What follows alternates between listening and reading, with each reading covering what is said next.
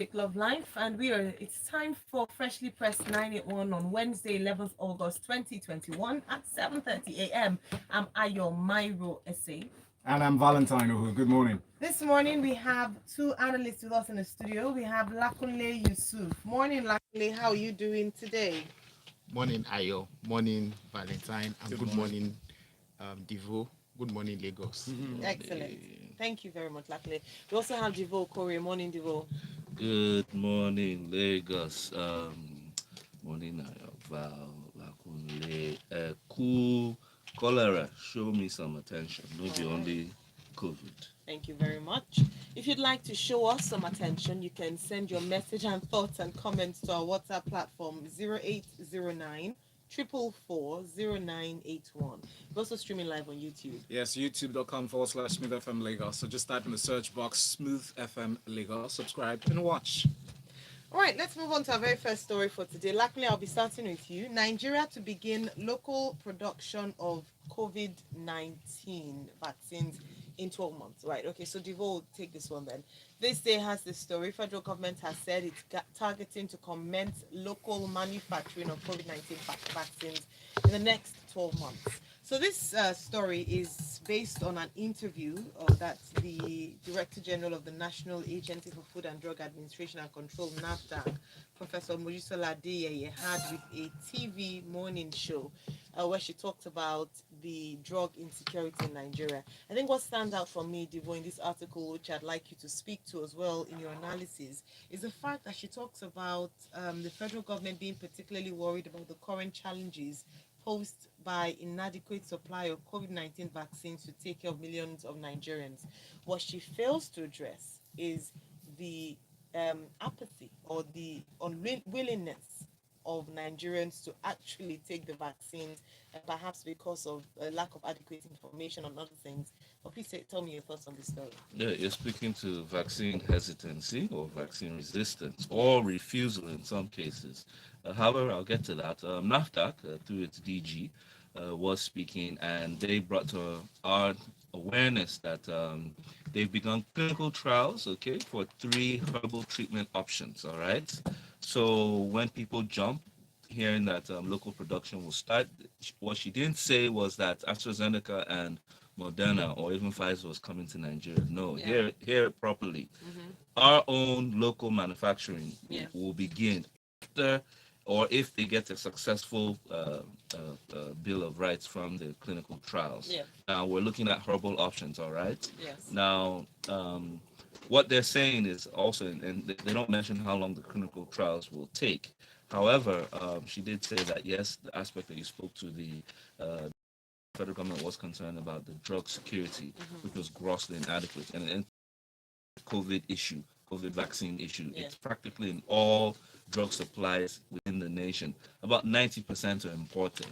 So our local manufacturing with the few companies that we have are hardly enough. And I think it's the same case in manufacturing across all sectors and product development, simply because the real sector is not supported adequately within our economy. There's just so much going against it. Now, within the vaccine supply for COVID, it's actually very weak because she's saying only 2% have been vaccinated out of about 150 million people that need to be vaccinated, which was what the federal government had projected as a goal for herd immunity.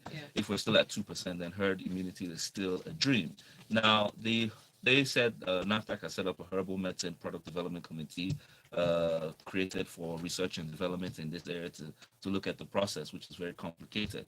But, for me, research and development is not a forte for the black man. It's just a problem for us.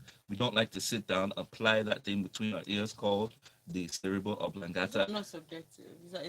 It's not subjective. It's the judgment is on the black man across sub-Saharan Africa. Take your time and use what you have, use ingredients. Because what happens if you check the ingredients of what makes up many of the drugs or the vaccines from abroad, many of them come from Africa. So they come and take the materials here, go there, apply knowledge, and then we buy it back from them. Not just drugs, same thing with petroleum. Like a fuel problem as well. Same thing. Now you're talking. So you see what I mean? It's a problem for us. Now, this the root of this stems from the educational value that is missing. Our governance does even frustrate research and development when you don't base judgment on merit. When you take sentiment and you apply to it. Research and development is about science. 1+1 is 2. 1+1 is not 4. 1+1 is not no. How can Naira be at 1,000? No, it cannot. It has a value, demand and supply. So, for example, you can see the training program set up to help the medical field, which is called the residency program. They're on strike simply because we do not care. All right. Thank you very much for that excellent analysis, Ivo. Talk about research and development and tying it to our education system. By the way, yesterday we talked about the fact that in Kaduna State, they're stopping schools, that's primary and secondary. Yeah, because of for security reasons. Yes. Valid, however, still concerns around our education aspirations as a nation. All right, let's move on to our next story. Lakunle, school feeding. Federal government moves to obtain corrupt-free data of benefiting pupils. Vanguard. The federal government, through the Ministry of Humanitarian Affairs, Disaster Management and Social Development, have embarked on an enumeration exercise to certify genuine data on numbers of pupils, primary 1 to 3, benefiting from the homegrown school feeding program implemented in the country. When you read this opening statement, opening paragraph from the Vanguard newspaper, luckily I then wonder where they've gotten the figures they've given to us, especially in the past few years, talking about when they evaluate the success of the school feeding program. I think it's great news that they're now about to ascertain the genuine number of students. But please tell me what you make of this story from the Vanguard. This is a classic example of putting the cart before the horse. When you recall that when this program was first announced, I think in 2016 or 2017, I think it took about a year after then before it started. So you ask yourself, in that 1 year interval between when it was first announced and when it kicked off, what did the ministry or the agency responsible for this, what did they do? No enumeration, no data gathering, nothing to do. They just asked for documentation. Recall also, I'm digressed a little bit, what a former CBN governor said about how we account for the volume of fuel we use in Nigeria. That somebody sits in one room, builds up numbers and does the documentation as required and brings. And it is what they see on paper that they pay for. The same Vanguard, sometime in May, I think on May 21st, I think we spoke about it here too, said, quoted the minister, Sadia Umar Farouk, to have claimed that they were feeding 10 million children nationwide. So those 10 million, where did they get that number from? It means that they just ask states to give them the number of children they are feeding and they give them money. It's a typical way we just think that for every problem we have, it also stems from what Devo just said about our researching. That's right. We just think that every problem, just throw money at it and it is solved. And that is where we are with this. It says somewhere in the story, let me try and find the exact spot. I've been reading that particular part over and over again. And it says, we're embarking on this exercise because we want to really ascertain the actual number of students that the federal government is feeding across the statistics and the FCT. We only have the names of the pupils we are feeding, but we don't have their pictures and biometrics. So with this exercise, we want to have these details. So what have we done? Why the vice president visited some schools, was captured in video and made and was publicized as an achievement of the government. So what were you selling to the vice president at the time you were inviting to go to a school to go and sit down and eat with those children? I mean, it's not just enough to put food on the table. Yes, some children may have benefited, but this is an exercise that I see, or I propose that the government has been over invoiced severally, and those monies had gone into private pockets. That the typical black hole that we don't know where it exists. We know it exists, but we don't know where it is in this country. That's quite right to say. Although the fact that yes, they were sent to private pockets because they are private contractors that they use. Remember, some months ago, about a year ago, actually, there was this similar news that they couldn't track all the contractors that were awarded this contract of feeding the children, based on the financial status of them in terms of accounts and all that, technical processes. But then, how hard is it to tell the number of students per class or per school? It's a school, right? Assuming schools normally should operate in a way that the students, you have a record. Don't you have registers? Doesn't the school have a list of the students? That's exactly what we've just described. Documentation. So I can claim, because you're not going to come. Are we saying they don't know the students in No, their school? I can claim that my school has 500 children. Meanwhile, I have only 100. It is documentation. They'll tell me, give me a record. How easy is it to form names? Did you fill the school register, right? Attendance register when you're in school? Because I don't know if that's. I am saying yes, there is a record. Now, I'm in Bayelsa State, for example. Somebody from Abuja writes me a letter, give me a record of all primary school people between primary 1 and primary 3 in your states. I know the number is 23,000. So I write to Abuja and say that there are 230,000. What could be the reason for inflating that figure? Just off the top of your head. Your guess is as good as mine. No, you tell me. If somebody inflates the figure, because all of us know that everybody wants to cheat the system. Not everybody.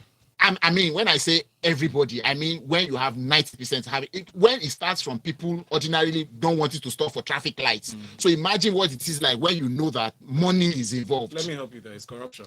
If you inflate figures, it's corruption. Whatever name we end up calling it, that is what it is. Because we know that we can cheat the system and get away with it. So a simple question for you, Lakule. Do you think we have a data problem in Nigeria? So even beyond the school feeding program? I don't think that it's a blanket yes or no. We have enough data. What are we doing with it? How have we been able to harness it? For example, don't tell me that our telcos don't have our data as we speak today. It's in a silo. Is it enough? The bank. You know the qualification we used. And how many people? Yes. I just want us to wrap up this conversation, this particular headline. The reason I'm asking is because again and again, we've had stories here on Freshly Pressed where one of the key challenges of that program is data, as with everything. And it almost seems as if it is deliberately done in such a way that it enables corruption. So when you don't have adequate data and someone is in their office pulling up figures, it means that you can allocate money to a sector, or even with elections, allocate votes to a particular part of the nation based on a lack of proper verifiable data. And that's what I was asking, do we have a problem? Yes, we do have a problem. We have a data problem. Yes.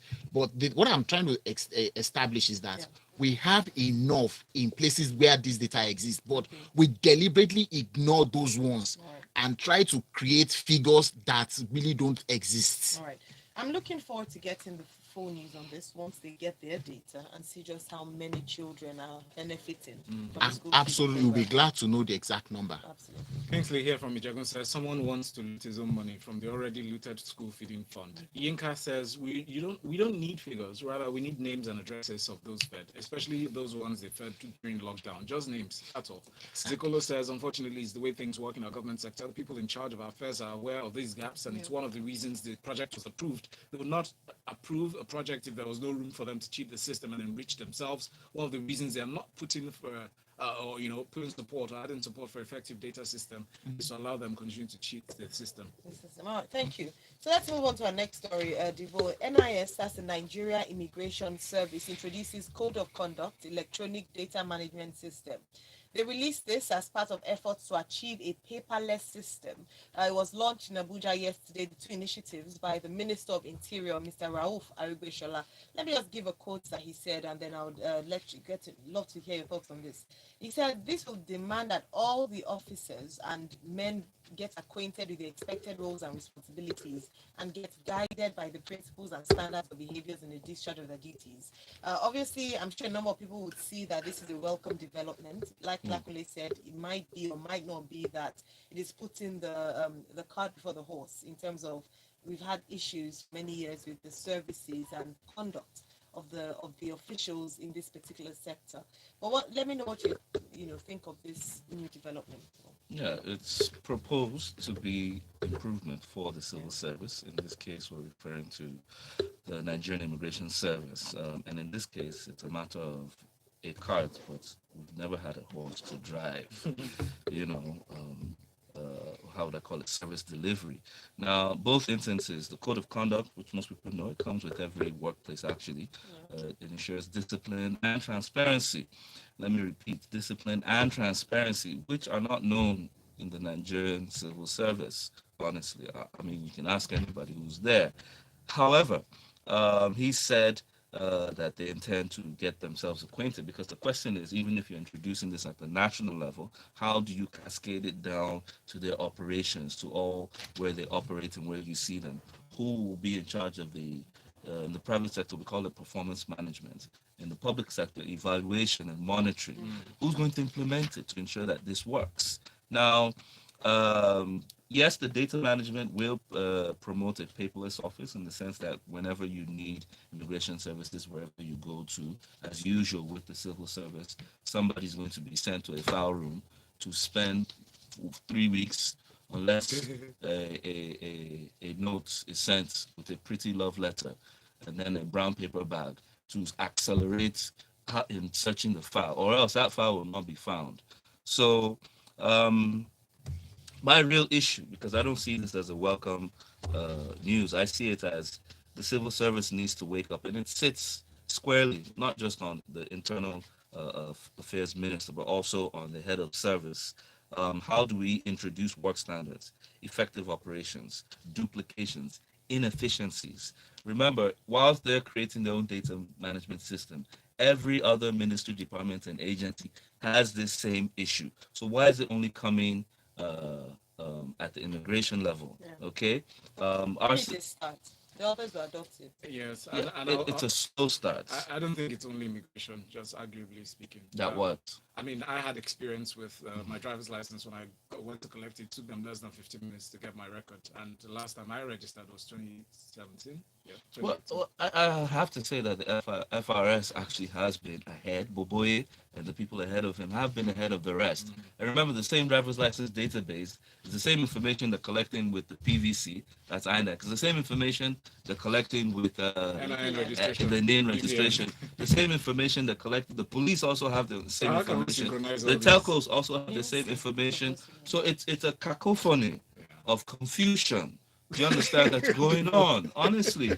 And We do have to It's take a gonna break. Thank you, Divo. Stay with us in Smooth 98.1.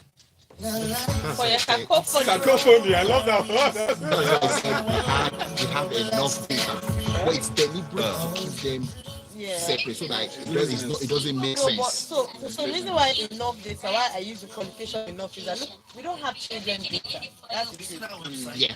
So if you're talking about Aside adults, from yes, registration but at birth. adults, 5 seconds. which is not. Studio. Thank you for staying with us. You're listening to Smooth 98.1, freshly pressed 981. Good All morning. right, let's take you further. Vanguard newspaper has this on Lakunle. Lagos debunks State Assembly takeover report of the Lekki concession company. I'd like you to just touch on this very briefly because we spoke in detail about this. So we thought it was important to give the position of the Lagos state government represented by the State Commissioner for Information and Strategy, Mr. Gbenga Omotosho. Yesterday we talked about the fact that the State House of Assembly had approved, in quotes, for the Lagos state government to take over the concession, Lagos concession. But please take us through the story. So the Lekki concession company was established in 2006 or 2007. 2014. No, the Oh, sorry, company the company 2006 itself, or so thereabout for the purpose that all of us know. So, and I think in 2014, the Lagos state government acquired the shares of the owners. So technically it became the company owned by Lagos state government. So they also acquired the liabilities Yes. and assets of the company as at that time. And the debt. So or and liabilities. for liability. So one of the liabilities is the debt they owed to the Africa Development Bank, which the interest rate was at the commercial because it was a private organization that took the loan as at that time. Yeah. So what the Lagos State Assembly had done, according to this report and Mr. Omotosho, is that Now that it is now owned by government, that means that the loan should be converted to a public loan. That's what they call a sovereign loan. That's right. Which then means then that the implication of that for the government will mean that the rates will drop, because typically the rate for commercial and sovereign loans are different. The commercial So- loan was about 4%. So, the sovereign loan the is sovereign about loan is about 1%. 1 point something%. So, Yes. so if that happens, so the approval that what happened in the state assembly was just one of the conditions the Federal Ministry of Finance has asked of the states to get the approval of the state assembly before the application for the conversion can be reviewed. Okay, so what has happened is that the assembly has approved that application Okay. for the loan to be converted from a commercial loan to a sovereign loan. So the implication for Lagos State government therefore is that they will then pay less to Yes. service the loan, Yes. while they continue to build and develop the concession that is supposed to happen in that place. It's So no longer a basically, concession. And there's they some- still claim that it is. No, it's not, because they own it. It's not a concession anymore. and by inference, also there's another benefit. The loan can be extended for a period of 30 years based on the sovereignty of the loan. Yes. And so this is not debunking. This is just you padding excuses around the same factor that was established yesterday. Because if you have 100% shares, so you buy off shares of private owners, doesn't that mean you own the company? You own it now. Yes, you own it. But Yeah. but they're saying what they are trying to bring out of the story is Is that potato is not right? no the money, not the ownership. It's the loan they are speaking to, not the ownership. No, They are not disputing the ownership Yes. anymore. They're saying that They're saying that happened 2014. in 2014. All right. Yes, but And I that- want to add, because there's a huge brouhaha over this story, because many people are thinking that there's a political angle to it. The political angle is not in this financial transaction that just took place. The political angle is when Lagos State bought over LCC. What really happened? Question one. Question two, when you buy over a property that, remember, Lagos State is not a company. You take money from our taxes. Why are you still tolling? That's double taxation. That is where the real issue lies. So- And it's left to us, Lagosians, to speak with the House of Rep people, or to allow them to sleep on this Yeah, issue. but Devo, are you paying tolls as we speak? Oh, come on, Bob. Yeah. Come It's on. still closed. That is when it opens. They've- I cannot How ask much that have they question. collected till date? And as we speak, No, it's till being October 2020. it's being fixed to be retold. All right, let's move on, please. Thank you for analysis. Devo, since you have the mic, let me ask you about this cholera story. It's a sad story. This state has this report. Sure. That Katsina State government on Tuesday confirmed that the death toll from cholera outbreak in that state has risen from 60 to 75, and recorded cases from 1,400 to 1,534. We're not taking this seriously At all. at this point. I wonder what we're doing. Devo, your thoughts, please. Unfortunately, this outbreak is in Castina at this point in time, around the Funtua local government. And they've said that the security crisis, as we all know, has made it or hindered medical support. So it means that it's going to get worse simply because they can't even address it. Now, first of all, reading this story is shameful.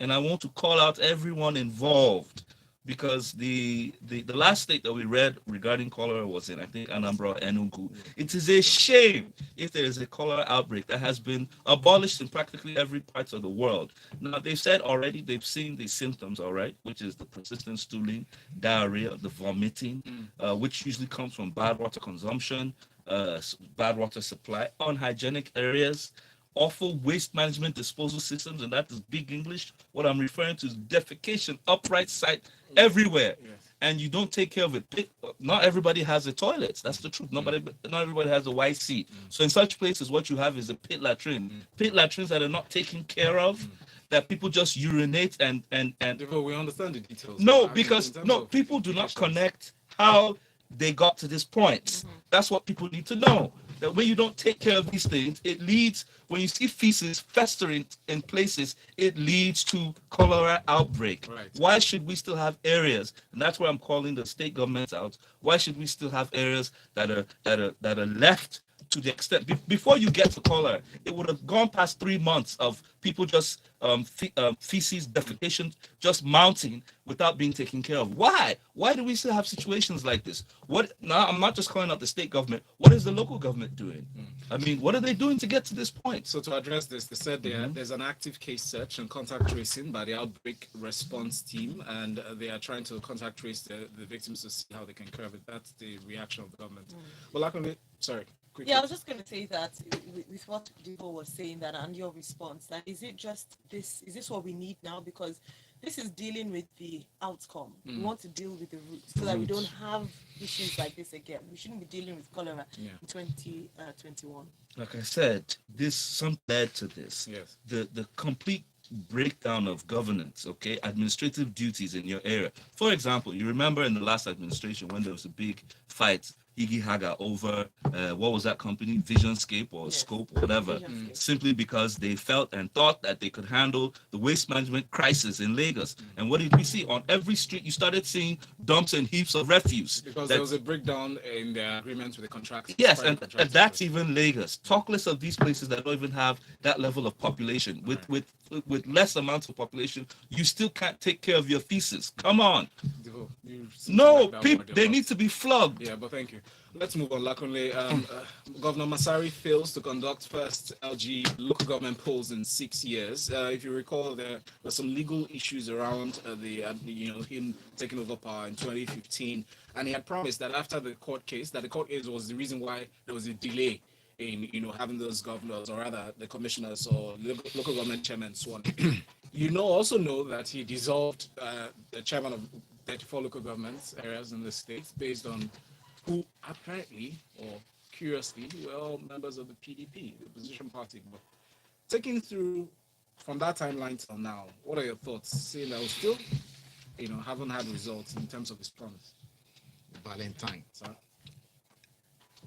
The powers that our governors arrogate to themselves is unbelievable.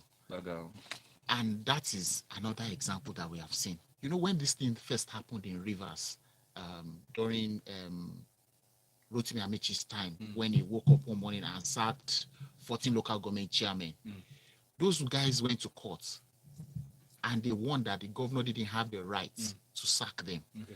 So if the court already made a pronouncement, this same thing happened recently in Oyo when Governor Seyi Makinde became governor. He sacked all the local government chairmen, and until sometime last year when they won in court and they said they should pay them their salaries for the entire period and they should conduct an election.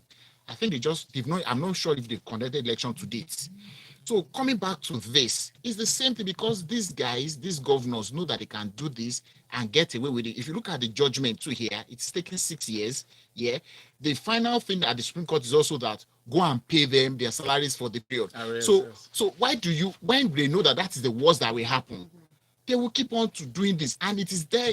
See, the power that the powers that the governors are arrogated to themselves, the judgment states clearly that this thing is not constitutional, that is against a constitutional provision, that the governor does not have the power to do this. So why are we talking about cholera in the same state when the local government who should take care of these things don't have administrators? They put caretaker committees there who will only do the biddings of the governor. So those are the real issues. Could there be real consequences, just to end this conversation, could there be real consequences even after he left government, assuming that he has immunity, for being prosecuted at this time?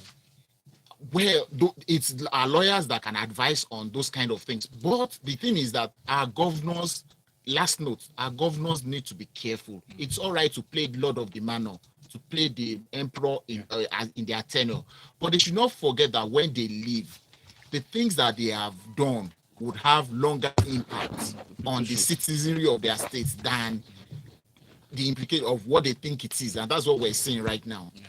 Thank you so much for that. The final story from The Guardian. The West African Examination Council has said that the National Identification Number, NIN, would become mandatory for registration for its school certificate examinations from next year. Divo, what are your thoughts on this, please? Well, they're making NIN compulsory for WAEC, and it starts from September after this batch finishes. Simply, what I want to hope is that the Ministry of Education will work with the National Identity Management Commission to ensure that they have registration centers in our schools. Yes. If you remember, JAM complained that they had less revenue simply because JAM candidates could not get their NIN numbers. So let's remember that whilst we're announcing these declarations. Like I said, database issues, once again, how are they going to get these students registered? Are white students going to cry and weep and even go on strike like they do in South Africa because they can't take WAEC because they don't have their name? I mean, can't we see the future now? Or do we want to wait and still report it in the news? And then you tell me that they don't need flogging? Okay. Well, Let's just hope the NIS introduced that with the introduction of the Code of Conduct and Electronic Data Management System that could address these issues. All right, Fabian from my quest says the cholera epidemic is still evidence of our poor sanitary hygiene, health, education, and waste disposal system. It's a recurring issue that worsens during the rainy season. Till we get to the root of this, it won't go away. Special thanks to everyone. Thank you for your attention. Thank you for your comments. Devo Korea, thank you so much. Let's continue the conversation with him and with Lakunle. His handle is at Lakunle70 on all social media platforms. Hashtag is freshly pressed 981. Next up, we have Lagos Talks 981. And if you're following us on our Smooth 981 handle on Instagram, you'd see that we have a special edition of Lagos Talks 981 in 9 minutes. We're going to be having a big debate. And from yesterday's conversation, we're going to be looking at terrorists and terrorism. Should terrorists be pardoned, rehabilitated, and reintegrated into society, or should they be made to pay fully for their crimes? That's the topic of conversation. Stay tuned. Quick access to okay, you've notes changed from the. Page Financial. You've changed the. Page phrase. Financial. What was that? Taking you No, that's not what she told me yesterday. What was the